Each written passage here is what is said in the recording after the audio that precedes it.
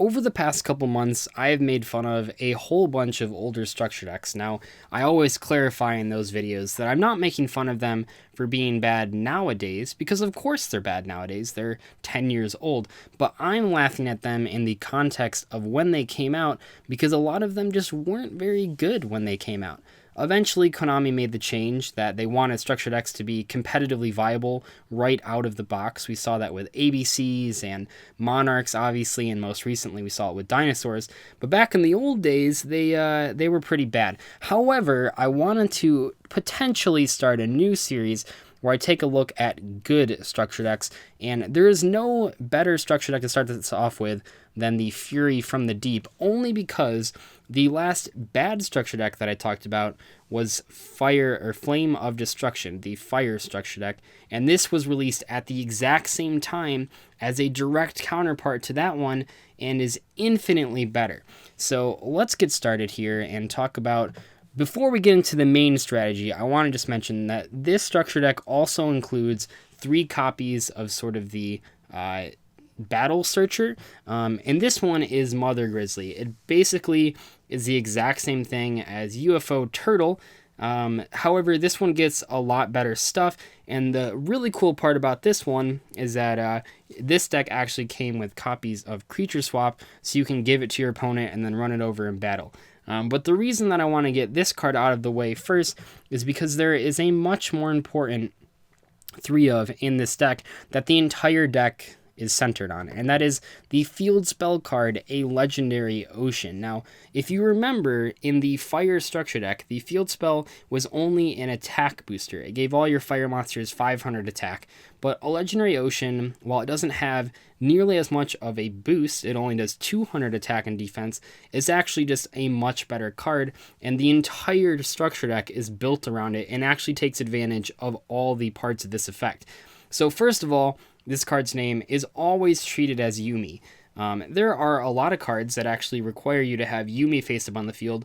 This structure deck has a couple of them that I'll talk about in a second, but that's really cool because the actual Yuumi isn't very good, so this gives you a way to trigger those effects by allowing you to play a better card.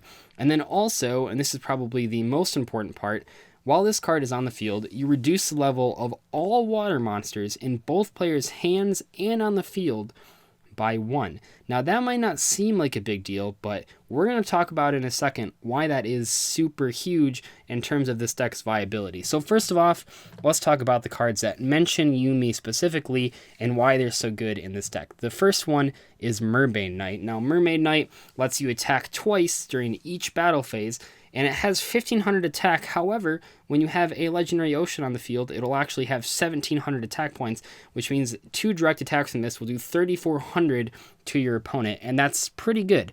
One card that actually just attacks directly already is going to be Amphibious Bergroth MK3. I don't know if I pronounced that correctly, but we'll go with it. And while Yuumi stays up on the field, this card can attack your opponent's life points directly. Once again, this will be with the 1700 attack points, not the 1500, and both of these cards are summonable via Mother Grizzly, so you have a lot of access to them. So those are 2 monsters that name Yuumi specifically, but possibly the best card in the structure deck besides a Legendary Ocean is actually Tornado Wall. So you can only activate it while you have Yuumi on the field, and while Yuumi is on the field, you take no battle damage from attacking monsters, so your opponent can just never do damage to you until they can get rid of this or Yuumi. Now there is some risk there, because if they simply MST your Legendary Ocean, Tornado Wall goes with it, but while this card is on the field, your opponent basically can't harm you, and this card was pretty powerful when it came out, especially in middle schools and high schools where there wasn't such a defined metagame as there was in sort of the actual Yu-Gi-Oh! Being played at tournaments back then. But in most contexts, this card was extremely annoying to deal with, and a lot of people struggled to actually kill it, which means that it's a crucial part for this deck being really good. Now, onto the sort of level reduction side, there are some ways you can take advantage of that, and they're actually quite good. there are 2 copies of Gravity Bind in this structure deck. And I mentioned that there's 2 copies because one of the most important things to look at with these structure decks is the cards that Konami is giving you more than 1 copy of, because almost every card in a structure deck is a 1 of. So when Konami gives you a 3 of, like Mother Grizzly or Legendary Ocean, you really want to look at those cards. And when they give you a 2 of which there's only like 4 or 5 in the entire structure deck, you also want to look at those. They're usually not the main theme of the deck, but they often support the main theme. And in Gravity Bind's case, level 4 or higher monsters cannot attack, which sounds bad until you realize that every single one of your level 4 monsters goes down to level 3, which circumvents the drawback of Gravity Bind while preventing your opponent from attacking you. This is, in some ways, sort of a second and third copy of Tornado Wall, because while your opponent can technically do damage to you, they have to do it with actual level 3 or lower monsters, because in most cases, your opponent will not really have any water monsters to get the discount from with a Legendary Ocean. So you can just sit with Gravity Bind and you can repeatedly attack your opponent for free, and actually with cards like the MK3, you can just attack directly a bunch of times, and that puts them on a 5-turn clock, which is pretty good. The other benefit of the cards being reduced levels is that it actually reduces them while they're in your hand. There are some examples of this being useful if we look outside of the structure deck, but the biggest one in the structure deck is the Levia-Dragon card. Now, I'm not even going to try to pronounce this card's actual name, Daedalus or whatever, but Levia-Dragon is a level 7 monster that gets discounted to level 6, and it's pretty good. When it's on the field, it'll be up to 2,800 attack points if you do have Legendary Ocean, and you can send you can send Yumi you control to the graveyard, destroy all other cards on the field. So if you can manage to get this out, which, by the way, it only takes 1 tribute, you can then pitch the Yumi to blow up everything else. That's actually just insane, especially in the context of when this was released and the type of decks that you'd be playing against. That is a really, really good effect. Now, if you want to upgrade this effect, you can simply use the boss monster in this structure deck, and let me tell you, this is without a doubt the best boss monster we have looked at in this entire structure deck reviewing series. Now, of course, this is a good structure deck, so naturally it's going to be better than the rest, but this is one of the oldest structure deck boss monsters we've looked at in this entire series, and yet it's still the best. The first thing you will notice is that unlike all the other structure deck boss monsters, except for Felgrand, which had a lot of its own restrictions, this card doesn't need to be tribute summoned. Actually, you can't tribute summon it. You can only special summon it by tributing a Levia-Dragon you control.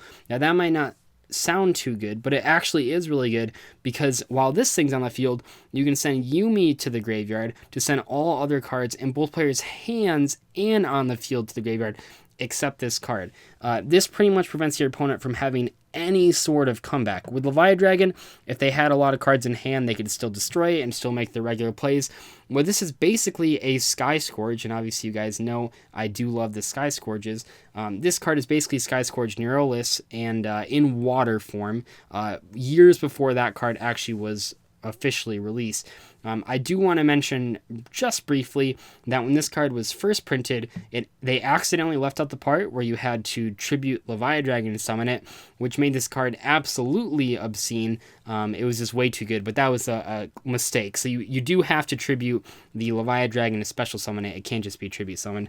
And then lastly, and this isn't like the most important thing ever, but one of the reasons that this structure deck was so good was not just because of the staples it had, because a lot of these old structure decks did have cards like Snatch Steal and Premature Burial and Heavy Storm, but the reason that this one was particularly good was because it not only had those staple cards, but it also had several good cards for just water decks. Salvage is a card that is literally still played to this day in a variety of frog and mermail decks. Maybe not as popular as it was a couple years ago, but this thing's like 10 years old and people are still playing it as recent as 1 year ago, and that goes to show that it's a very good card. And you can add back almost everything in the deck to your hand. It's a straight +1 in card economy, and there's 2 copies of this in the deck, so that's really cool too. It also has Mobius the Frost Monarch. The Fire structure deck did have Thessalos, but I feel like Mobius is a lot better, especially given the time period, and this card was very good back then, and this structure deck came with it. Now this card is still requires you to tribute one monster when you have a legendary ocean on the board because it goes to level 5, but you can blow up 2 back row and get a 2600 monster, which is a pretty good trade. And then lastly, it had the now banned Tribe Infecting Virus. Now this card might not be made specifically for water decks, but it is a water monster, and it does get the boost from a Legendary Ocean, meaning that it is quite good. And actually, at the time that this structure deck was released, it was quite good, and it wasn't banned for a little while after this. I mean, this was 2005, so obviously this card was legal for a couple months, or I don't know exactly when Tribe Infecting Virus was banned. I should have looked that up, but it was around for a while. It was a good reprint to have in this particular structure deck. So overall, the reason that this structure deck was so cool was because for once, and I really mean that, for once, the structure deck strategy not only was good in concept, but was executed well and thoroughly. Almost every card in this structure deck is either a good staple or a good complement to a Legendary Ocean, which once again, they gave you 3 copies of. They weren't just letting you just think you can draw it sometimes by having 2 copies, but then some games you won't open it. You will almost always certainly see this card within the first couple turns with all the deck thinning with like Mother Grizzly, and then also having 3 copies of it. So that's really great. And you know what? It actually came together in this one. But that's going to about wrap up this video. If you guys want to see more good structure deck reviews, please let me know. I am really just trying to gauge the interest of them. I'm not sure. I think it's going to do worse than the bad structure decks. People like the negative structure deck reviews. I thought this would be a fun one to do because it is the exact counter to the fire one and is a lot better in almost every single way. But I will see you guys later. Bye.